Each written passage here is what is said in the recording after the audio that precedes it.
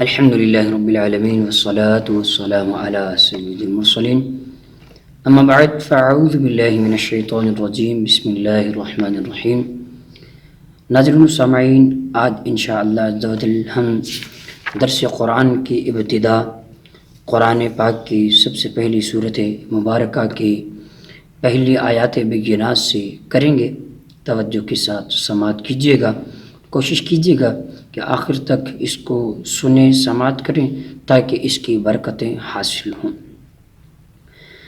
تاجدار کائنات، فخر موجودات، سرور دو عالم، نور مجسم، شاہ بنی آدم، رسول محتشم، امام الانبیاء، سرور ہرد و سرا، احمد مجتبی، حبیب کبریا، رحمت دو عالم، نور مجسم، شاہ بنی آدم، رسول محتشم صلی اللہ علیہ وسلم نے ارشاد فرمایا، قیامت کے دن میرے سب سے زیادہ قریب وہ شخص ہوگا جس نے دنیا میں مجھ پر کثرت سے درود پڑھے ہوں گے۔ صلو علی الحبیب صلی اللہ تعالی علی محمد صلی اللہ علیہ وسلم۔ ناظرین و سامعین، قرآن پاک کی سورہ فاتحہ سب سے پہلی سورت مبارکہ ہے قرآن پاک میں، اور اس کی ابتدا بسم اللہ الرحمن الرحیم سے ہوتی ہے۔ آئیے اس کے فضائل اور برکتیں سماعت کرتے ہیں۔ بسم اللہ الرحمن الرحیم، اللہ کے نام سے شروع جو نہایت مہربان رحمت والا ہے۔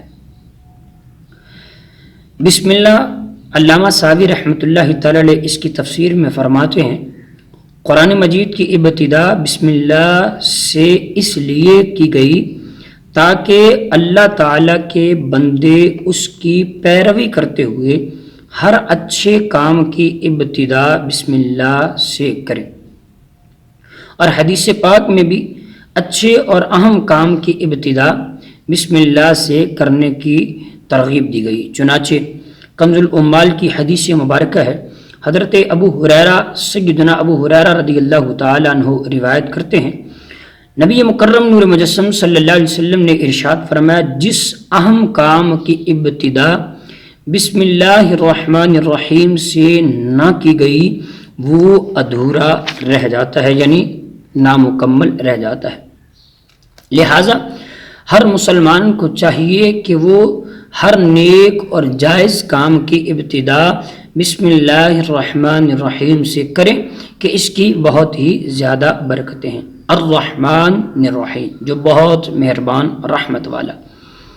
امام فخر الدین رازی رحمۃ اللہ تعالی علیہ تفسیر کبیر شریف میں ارشاد فرماتے ہیں، اللہ تعالیٰ نے اپنی ذات کو رحمان اور رحیم فرمایا تو یہ اس کی شان سے بعید ہے کہ وہ رحم نہ فرمائے۔ مروی ہے، ایک مانگنے والے سائل نے بلند دروازے کے پاس کھڑے ہو کر کچھ مانگا، جیسے محلات ہوتے ہیں، بڑے بڑے مکانات ہوتے ہیں، اس نے مانگا تو اسے تھوڑا سا دے کر بیچ دیا گیا۔ دوسرے دن وہ مانگنے والا فقیر سائل ایک کلہاڑا لے کر آیا اور دروازے کو توڑنا شروع کر دیا۔ اس سے کہا گیا، تو ایسا کیوں کر رہا ہے؟ اس نے جواب دیا، تو دروازے کو اپنی عطا کے لائق کر، یعنی اتنا بڑا دروازہ لگایا ہے تو مانگنے والے کو دینا بھی اتنا ہی چاہیے، یا پھر اپنی عطا کو دروازے کے لائق بنا، یعنی جتنی عطا تم نے کی ہے اتنا چھوٹا دروازہ لگا کے رکھ، اور اگر ایسا نہیں ہے تو جتنا بڑا دروازہ ہے اتنی زیادہ جو ہے وہ مانگنے والے کو عطا کرنی چاہیے، دینا چاہیے۔ اے ہمارے پیارے اللہ عز و جل، رحمت کے سمندروں کو تیری رحمت سے وہ نسبت ہے جو ایک چھوٹے سے ذرے کو تیرے عرش سے نسبت ہے۔ تو نے اپنی کتاب کی ابتدا میں بسم اللہ الرحمن الرحیم کی اپنے بندوں پر رحمت اور کرم فرما، اس لیے ہمیں اپنی رحمت اور فضل سے محروم نہ رکھنا۔ علماء کرام نے کتابوں میں، فقہ کی کتابوں میں بسم اللہ الرحمن الرحیم کے چند احکام شرعی مسائل بیان کیے ہیں۔ نمبر 1، جو بسم اللہ ہر سورت کی ابتدا میں لکھی ہوئی ہے یہ پوری آیت مبارکہ ہے، سورہ نمل کی آیت نمبر 30 میں سے اس آیت مبارکہ کا حصہ ہے۔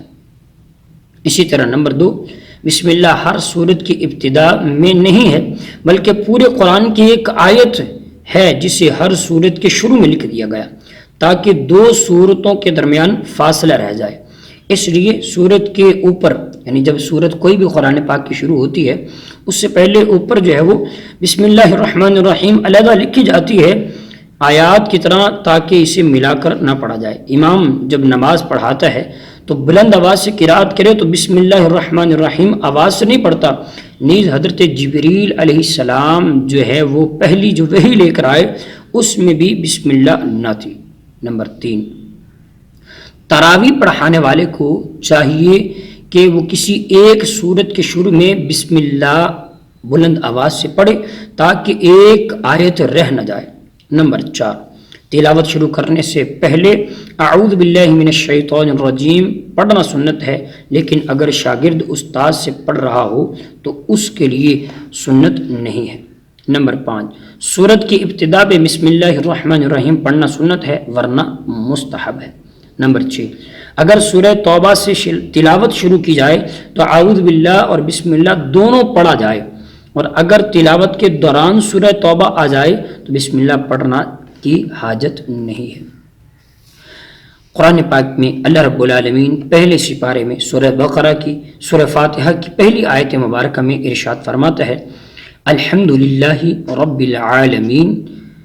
ترجمہ، تمام تعریفیں سب خوبیاں اللہ کے لیے ہیں جو تمام جہانوں کا پالنے والا ہے۔ یعنی الحمدللہ کی تفسیر بیان کرتے ہوئے مفسر فرماتے ہیں یعنی ہر کام کی حمد اور تعریف کا مستحق ہر طرح کی یہ اللہ تعالیٰ ہے، کیونکہ اللہ تعالیٰ کمال کی تمام صفات کا جامع ہے۔ حمد اور شکر کی تعریف بیان کرتے ہوئے فرماتے ہیں حمد کا معنی ہے کسی کی اختیاری خوبیوں کی بنا پر اس کی تعریف کرنا، اور شکر کی تعریف یہ ہے کہ کسی کے احسان کے مقابلے میں زبان، دل یا اعضاء سے اس کی تعظیم کرنا۔ تو ہم چونکہ اللہ تعالیٰ کی حمد عام طور پر اس کے احسانات کے پیش نظر کرتے ہیں، اس لیے ہماری یہ حمد شکر کے طور پر بھی کی جاتی ہے۔ اللہ تعالیٰ کی حمد و ثنا کرنے کے بے شمار فضائل ہیں، چنانچہ احادیث طیبات میں آتا ہے۔ مسلم شریف میں حضرت انس رضی اللہ تعالیٰ عنہ فرماتے ہیں نبی کریم رؤوف الرحیم صلی اللہ علیہ وسلم نے فرمایا اللہ تعالیٰ بندے کی اس بات سے خوش ہوتا ہے کہ وہ کچھ کھائے تو اللہ تعالیٰ کی حمد کرے، کچھ پیے تو اللہ تعالیٰ کی حمد کرے۔ نمبر 2، حضرت سیدنا جابر بن عبداللہ رضی اللہ تعالیٰ عنہ روایت کرتے ہیں، ابن ماجہ شریف کی روایت مبارکہ ہے، نبی کریم رؤوف الرحیم صلی اللہ علیہ وسلم نے فرمایا سب سے افضل ذکر لا الہ الا اللہ ہے، اور سب سے افضل دعا الحمدللہ ہے۔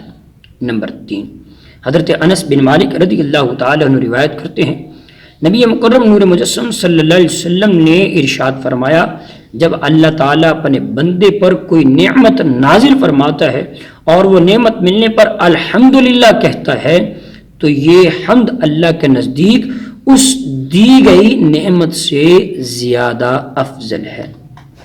اسی طرح حمد کا مطلب اس کی تفسیر میں مفسر فرماتے ہیں کہ اس کے شرعی احکام بھی بیان کر دیے کہ خطبے میں حمد واجب، کھانے کے بعد مستحب، چھینک آنے کے بعد سنت، حرام کام کے بعد حرام، اور بعض صورتوں میں حمد یہ کفر بھی ہے، یعنی گناہ کیا تو الحمدللہ کہنا، ماشاءاللہ کہنا یہ جائز نہیں ہے۔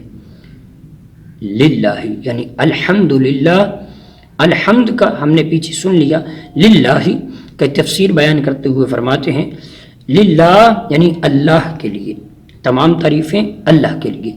اللہ اس ذات اعلیٰ کا نام ہے جو تمام کمال والی صفتوں کا جامع، اور بعض مفسرین نے اس لفظ کے معنی بھی بیان کیے، جیسے اس کا ایک معنی عبادت کا مستحق، اور وہ ذات جس کی معرفت میں عظمتیں جو بہت زیادہ ہیں، جس کی معرفت میں عقلیں حیران ہیں۔ تیسرا معنی یہ وہ ذات جس کی بارگاہ میں سکون حاصل ہوتا ہے، اور چوتھا معنی یہ کہ وہ ذات کے مصیبت کے وقت جس کی پناہ لی جائے۔ رب العالمین یعنی تمام عالمین کا رب ہے۔ اس کی تفسیر بیان کرتے ہوئے فرماتے ہیں رب کے کئی معنی ہیں، جیسے سید، مالک، معبود، ثابت، مصلح، بتدریج مرتبہ کمال تک پہنچانے والا، اور اللہ تعالیٰ کے علاوہ ہر موجود چیز کو عالم کہتے ہیں، اس میں تمام مخلوقات جو ہیں وہ شامل ہیں۔ الحمدللہ عز و جل، اللہ کے فضل و احسان سے، اس کے کرم سے آج ہم نے قرآن پاک کی پہلی سورۃ مبارکہ سورہ فاتحہ کی ابتدائی آیت مبارکہ کا ترجمہ اور تفسیر سماعت کیا۔ اللہ تعالی ہمیں عمل کرنے کی توفیق عطا فرمائے۔ ناظرین و سامعین، کوشش کیجیے گا اسی طرح روزانہ سلسلہ دیکھتے رہیں تو انشاءاللہ ہم قرآن پاک کی کچھ آیات بینات اس کا ترجمہ اور تفسیر سماعت کیا کریں گے۔ اللہ تعالی ہمیں اس کی برکت عطا فرمائے، عمل کی توفیق عطا فرمائے۔ آمین بجاہ نبی الامین صلی اللہ علیہ وسلم۔